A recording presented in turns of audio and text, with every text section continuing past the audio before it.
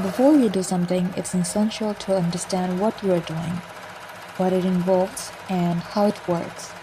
This way, you can break your task into smaller chunks and move forward smartly. It's exam season, and there are a lot of things happening in life. Today, I'm here to share the methods I always use when I've fallen behind in my studies. These tips have helped me achieve better results every time. No unnecessary talk, let's jump right into it. Things you will need: a detailed syllabus, a notebook, light colored highlighter, a dark colored highlighter, or a red pen, all the necessary study materials, and sticky notes. Don't forget to bring a water bottle because you gotta stay hydrated. Step 1: get to know your materials. To start, grab a notebook or a notepad. Write the subject name as the title, then list the chapter names, leaving some space between each. Under each chapter, jot down the key topics that are the main focus.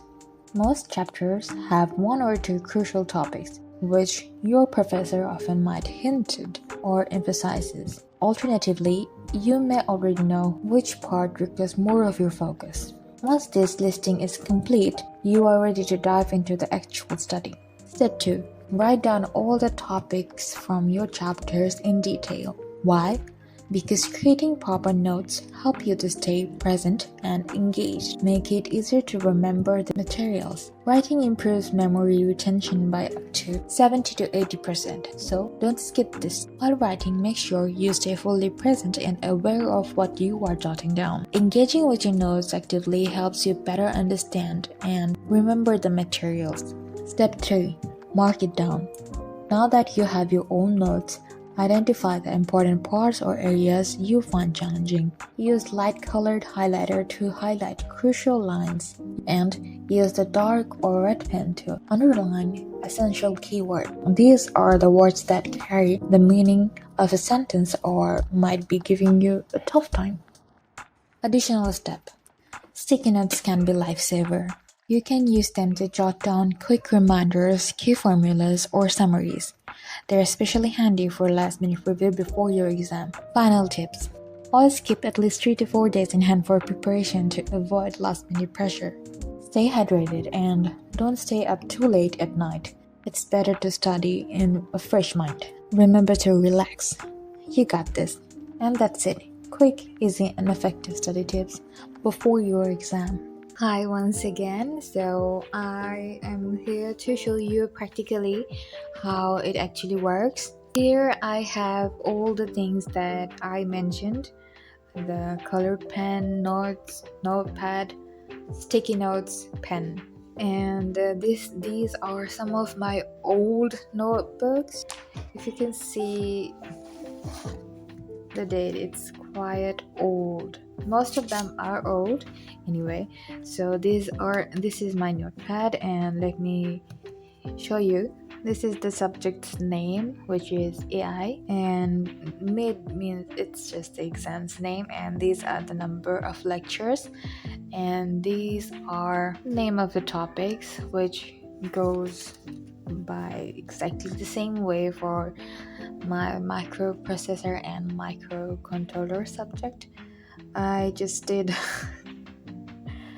checked them done after I completed each topic. I didn't have like the lesson and chapter stuff like that, so it's just the topic.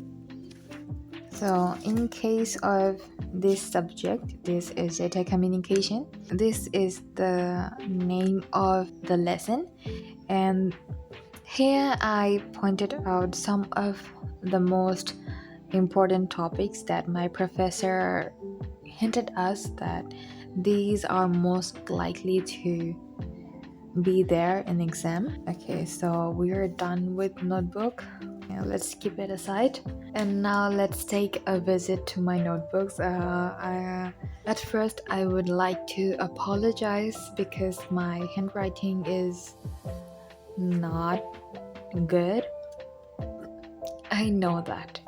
I did took a light colored pen, a dark color, or a red color. I also used red pen as well in here.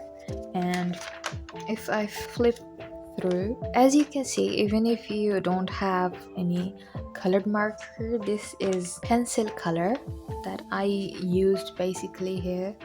I kept the color range minimal, only 2 colors, so that I don't get overwhelmed with the colors. If I show you more, how this is